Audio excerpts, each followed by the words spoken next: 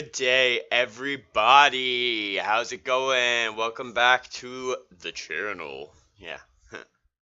So I got an interesting comment last night on one of my videos. It was from MKP Studios. They just said hi or whatever, so I messaged him back and I asked him if he wanted to try and debunk this whole fucking Boothworld thing, and he didn't message me back ever. I sent him my email. Everybody says this dude's so nice, but he's still out here trying to scam everybody, saying all these numbers are connected to Boothworld. Well, guess what you can do? You can go on the internet yourself and find many different things from Senor Christopher Bloodworth, the horror fiction writer who wrote the story of Boothworld. So, that's exactly what we're going to do today, guys. We are going to debunk Boothworld. Woo! Alright, so, here we go. Bubble Beam Magazine. Boothworld, 13 Questions with Boothworld. This is Christopher Bloodworth, the man, the myth, the legend, science horror fiction writer, blah blah blah. Short stories, full stories. He does it all, guys. He does it all. Okay, so we're gonna hop right in here. If you're a fan of cult internet horror writing, you might have come across a story written by our own featured writer known as Christopher Bloodworth. Bloodworth, who finds great passion in scaring the ghoul out of your spirit with his creations, is most known for his work like with The Soul Game, Handbook for the Teenage Antichrist, and Boothworld Industries. This fiction writer wrote the story of Boothworld Industries. Rapidly gaining a cult status with his self-penned urban legends, Bloodworth created both bite-sized and full-length pieces of horror fiction. Let's highlight this word right here. Fiction. It means fake, made up, fake, that sure pierced the minds of his readers all over the planet. And let's face it, we've never been the same since. Without further ado, we at Bubble Beam Magazine are proud to present our exclusive interview with the writer himself. So, Chris, describe your childhood. What were your strongest subjects in school? Were you in any cliques? Both my parents were middle school teachers at different schools. My mom taught math and my father was a band director. Hell yeah, band is awesome. Being raised by two teachers was kind of weird. I was always in trouble, constantly talking too much fun. In middle school, if I got in trouble, I was sent straight to my mom. I got to tell her why I was in trouble, usually in front of whatever class she was teaching. That was awesome. I didn't really have a strongest subject in school. I couldn't stand English once high school started. The constant discussions and interpretations of text made me nuts and took all the fun out of reading. I took a creative writing class my senior year of high school. See, he's taken these creative writing classes my senior year of high school, but it was much more for fun than anything else. I spent most of my time writing silly sonnets. One of them was from Mojo Jojo to Bubbles from the Powerpuff Girls. I don't know, it was weird. I could believe that. Here's another lovely picture of our Christopher Bloodworth. As far as cliques go, I was on the varsity swim team for 4 years, so my clique was with swimmers. We were all around each other so often anyways, with 2-hour practices before school, so this dude was a swimmer. I was running my own clothing label. Wait, what made you want to write stories? And when did you realize you had a unique voice in independent horror? I was running my own clothing label in Austin, Texas around 2010. All the t-shirts came with a little 200-word story that tied in with the design. Oh, that's pretty fucking awesome. I started getting frustrated, but I didn't know I was writing the proper way, so I went to a used bookstore and bought On Writing by Stephen King. That's pretty fucking awesome to be able to make shirts and shit and send a story about the design on the front. That would be hella awesome. I would order shit from that all the time. Come on, Bloodworth, get back to that. A lot of what he wrote resonated with me, and I started writing my first novel. It was titled Awful Glee, and based on one of my t-shirts. It was a fun novel, and it taught me more about writing than any class or list of tips ever could. I never published it, but I might do it at some point later. After that one, I wrote 4 short stories that you'll find in Bedtime Stories for the Damned. And then I wrote a novel called Handbook for a Teenage Antichrist.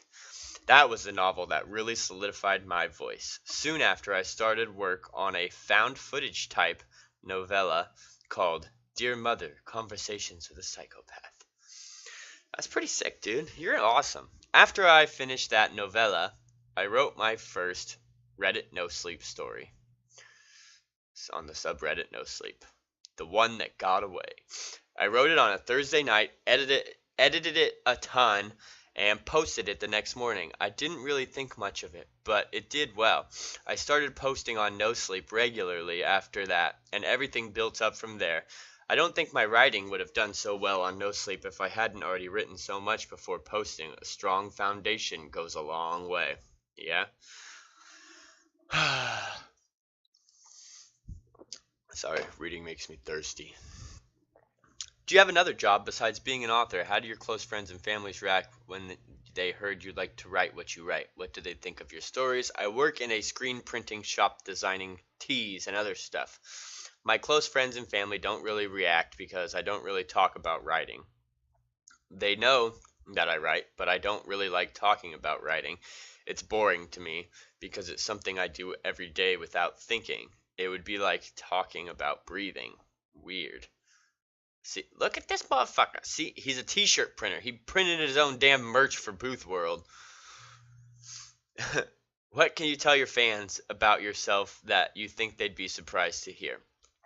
I hate writing short stories. I only do it to keep writing between novels. Novels are my true love. That's good. Speaking of which, do you have a name for your fan base? My super fans on Tumblr have a name. Straw Gang. Straw Gang for life. Okay, that's like the low gang. That's getting a little weird. Describe a day in the life of Christopher Bloodworth. Wake up, start daydreaming immediately.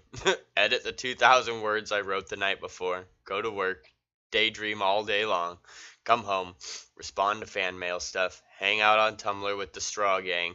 Write another 2,000 words. Pass out. Repeat this until I have a novel. It's hard work, but I love it. What are stories with teeth? Which one is your personal favorite story? Before I wrote my first story for No Sleep, I read a lot of the other popular stories. They all seem to lack one thing. Teeth. The ghost in the closet nonsense doesn't do it for me, so I wanted to write something that would really affect people. I wanted to write something that I would want to read, something that would cause people to actually be unable to sleep. I wanted to make the idea behind No Sleep into something literal. My favorite story would be The Magician and the Slytherin. It was a story that tied all the No Sleep stuff together, and when I wrote it, it felt like the end of something great. God damn it. Your story, why does it fucking highlight the whole thing? Your story, Boothworld Industries. Your story, story, not a fucking truth, story. Boothworld Industries is just one of the many of your stories that has made waves all over the internet, and it has become a cult favorite. Do you have any favorite stories from other fans who have told you about their experiences dialing the number? Sometimes I call back. The reactions are usually funny. Sometimes I, Christopher Bloodworth, call back. The reactions are usually funny. Story 1, X plus X. Story 2, X plus X. I don't know what that is. But essentially, he's saying he wrote the story. You can see it right there. Christopher, your story, Boothworld Industries, is just one of the many stories that has made waves all over the internet. And he says, sometimes I call back. I, as in Christopher Bloodworth, because he's the writer of this story. He's the one that made up the phone number. He's the one that did all of this. It's him. Him. It's fake as fuck. Get over it. You're not in any danger. The Soul game has also recently been converted as a short film. Did they get in touch with you first about using your story? And did you give them any pointers? They contacted me about turning the story into a short film. I told them to have fun with it. I don't make movies yet, so I didn't want to get in their way. Oh, look at that. So somebody made a movie out of one of his no sleeps on Reddit. Tell us about your upcoming novel, The Wish Room. How is it different compared to your other work? It's really just me continuing to grow as a writer. I may have already found my voice, but I'm constantly learning new things as I write. The Wish Room is a novel complete in itself. There are heavy connections to Handbook for a Teenage Antichrist, but you don't need to read one to understand the other. It's about a husband and wife running away from their problems. They end up moving to a house with a closet that won't open. As their relationship falls apart, something begins to grow on the other side of the locked door that wants to be released. I originally sent out queries to 3 different agents for this novel. I thought about it and decided that I wanted to release it myself. Well, 15 days before I planned to release the damn book, one of the 3 agents got back to me and requested the novel to read. So, now it's hung up in the agent process. What are your future plans in the making? Expanding fully into clothing with the Bloodworth brand, releasing the Dear Mother story, the Bloodworth app, and getting an agent for the other 2 novels I've already finished. I would also love to do more special edition releases like I did with the Boothworld Industry coffee mugs. He made merch, so he specifically him, Christopher Bloodworth, made merch to go along with his story, to sell it out there, to make it seem like they are on this place. He makes coffee mugs. He had a fucking t-shirt with Boothworld Industries. He is the guy that made this, guys. Like him. By himself. He calls people back. This is not a real company. You have nothing to fear. MKP Studios. You have nothing to fear. So stop acting like you do. Those were beyond fun to design and create. Package design is a big passion of mine. See, that is pretty fucking cool. Bloodworth limited edition. Human Soul Grind, number 7 of 10. Boothworld Industries. Trust Boothworld. Secret Worlds Division. Warning. Blah blah blah blah blah. See, that is pretty cool shit. I love making cool shit, he says. Boothworld limited edition mug unboxing. So he makes all kinds of stuff. Not just mugs. He makes t-shirts. He made it a limited edition stuff. There's a bag there with stuff on it. Like this guy. It's a horror fiction story, guys. What are your favorite creepy/horror stories you did not write yourself that you are a fan of? What do you think of stuff like Slender Man?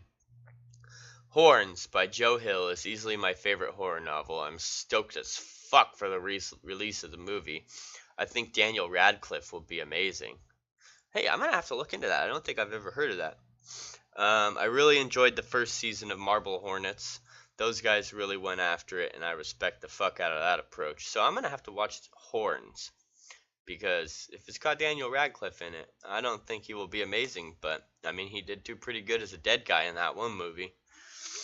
Give us a 5-song music playlist of what you like to listen to when you write, or a playlist for anything else, really. I usually listen to movie soundtracks when I write. I only do this to shut all other noise out so I can concentrate. My go-to soundtrack at the moment is The Girl with the Dragon Tattoo. My backup soundtracks are Oblivion and The Social Network. As for a playlist of music I listen to before I write, these are my go-to songs. The Bronx, Heart Attack America, Filthy Rich, Ready to Ride, Livewire Remix, featuring Stevie Joe, Lil Blood, Shady Nate, and Jay Stalin. Waka Flocka Flame, Ballin' Out, Pusha T, featuring Tyler the Creator, Trouble on My Mind, and Spark Master Tape, Syrup Splash. Damn, bro, you are a sexy man. I'll give you that, Bloodworth. For more Christopher Bloodworth, Handbook for the Teenage Antichrist, Bedtime Stories for the Damned, or Stories with Teeth. So guys, there we have it. From the words of Bloodworth himself. He is a horror fiction writer. He wrote all this. It's not real, guys. It's not. It's just not. He makes merch. He answers the phone. He calls people back. Like, that's all him. Get it through your head. Nobody's in danger. Sure, it's fun to try and scare yourself, but there's a point where it starts getting boring, where we need to find new stuff to freak out about, new stuff to get scared over. We need more. I need more. Please. Somebody give me something. Something actually scary. I need something scary, guys. Something that I can really dig my teeth into here. Help me out. I want something scary. I want something real. Or at least something that hasn't been disproven by them, the person who wrote the story. Anybody who still thinks that Boothworld Industries is a real thing after this, there's no hope for you. There isn't. There really is no hope for you.